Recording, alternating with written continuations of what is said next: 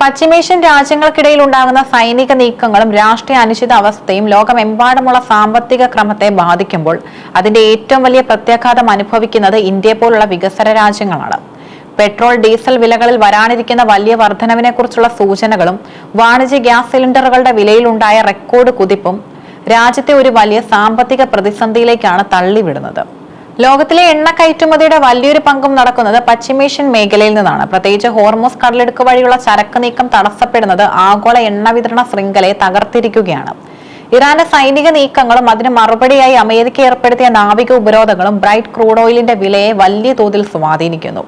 Crude oil വില ഉയരുമ്പോൾ ഇന്ത്യയെ പോലെയുള്ള തങ്ങളുടെ ആവശ്യത്തിന്റെ 80% ഇറക്കുമതി ചെയ്യുന്ന രാജ്യങ്ങൾക്ക് അത് താങ്ങാവുന്നതിലും അപ്പുറമുള്ള സാമ്പത്തിക ബാധ്യതയായി മാറുന്നു. നിലവിൽ രാജ്യത്തെ പെട്രോൾ, ഡീസൽ വിലയിൽ കേന്ദ്ര സർക്കാർ മാറ്റമൊന്നും വരുത്തിയിട്ടില്ലെങ്കിലും ഈ സമാധാനം താൽക്കാലികം മാത്രമാണെന്നാണ് സാമ്പത്തിക വിദഗ്ധരുടെ അഭിപ്രായം.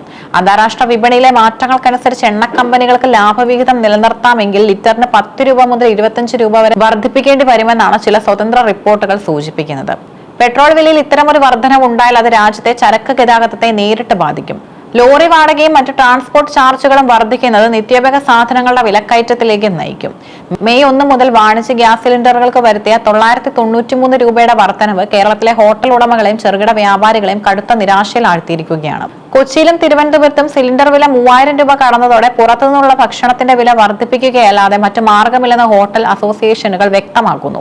ഇത് മധ്യവർഗ കുടുംബങ്ങളെയും ഹോസ്റ്റലുകളിൽ താമസിക്കുന്ന വിദ്യാർത്ഥികളെയും സാരമായി ബാധിക്കും. വാണിജ്യ സിലിണ്ടറുകളുടെ വില വർധനവ് പരോക്ഷമായി പണപ്പെരുപ്പത്തിന് ആക്കം കൂട്ടുന്നു.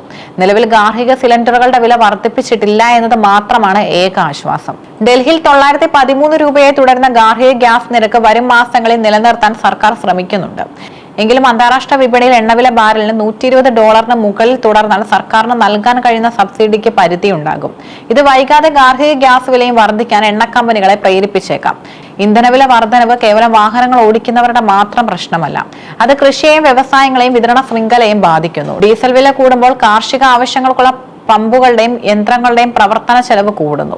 ഇത് പച്ചക്കറികളുടെയും മറ്റ് ഭക്ഷ്യസാധനങ്ങളുടെയും വില ഉയരാൻ കാരണമാകും. 2022 റെക്കോർഡ് പണപ്പെരുപ്പത്തിന് സമാനമായ ഒരു സാഹചര്യം വീണ്ടും സംജാതമാകുമോ എന്ന ഭീതിയിലാണ് വിപണി. പെട്രോളിയം മന്ത്രാലയത്തിന്റെ വിശദീകരണം അനുസരിച്ച് രാജ്യത്ത് നിലവിൽ ആവശ്യത്തിന് ഇന്ധന ശേഖരമുണ്ട്. പാനിക് ബുക്കിംഗിന് ആവശ്യമില്ലെന്ന് മന്ത്രാലയം പറയുന്നുണ്ടെങ്കിലും രാഷ്ട്രീയമായ സമ്മർദ്ദം സർക്കാരിന് മേലുണ്ട്. ഇന്ധനവില വർധനവ് തിരഞ്ഞെടുപ്പുകളിൽ ഭരണവിരുദ്ധ തരംഗം സൃഷ്ടിക്കാൻ കാരണമാകാറുമുണ്ട്. അതിനാൽ തന്നെ എണ്ണ കമ്പനികളുടെ നഷ്ടം നികത്താൻ സർക്കാർ നികുതി കുറയ്ക്കുമോ അതോ വില വർധനവ് ഉപഭോക്താക്കളിലേക്ക് കൈമാറുമോ എന്നത് വരും ദിവസങ്ങളിൽ നിർണായകമാകും. പശ്ചിമേഷ്യയിലെ യുദ്ധം അവസാനിക്കാതെ ആഗോള എണ്ണ വിപണിയിൽ സ്ഥിരത കൈവരില്ല. ഇറാനും അമേരിക്കയും തമ്മിലുള്ള നയതന്ത്ര തർക്കങ്ങൾ നീണ്ടുപോകും തോറും ഇന്ത്യയിലെ സാധാരണക്കാരൻ കൂടുതൽ വില നൽകേണ്ടി വരും. ഇന്ധനവിലയും ഗ്യാസ് വിലയും നിയന്ത്രിക്കാൻ സർക്കാർ ക്രിയാത്മകമായി ഇടപെട്ടില്ലെങ്കിൽ രാജ്യം വലിയൊരു വിലക്കയറ്റത്തിലേക്ക് നീങ്ങുമെന്ന കാര്യത്തിൽ സംശയമില്ല.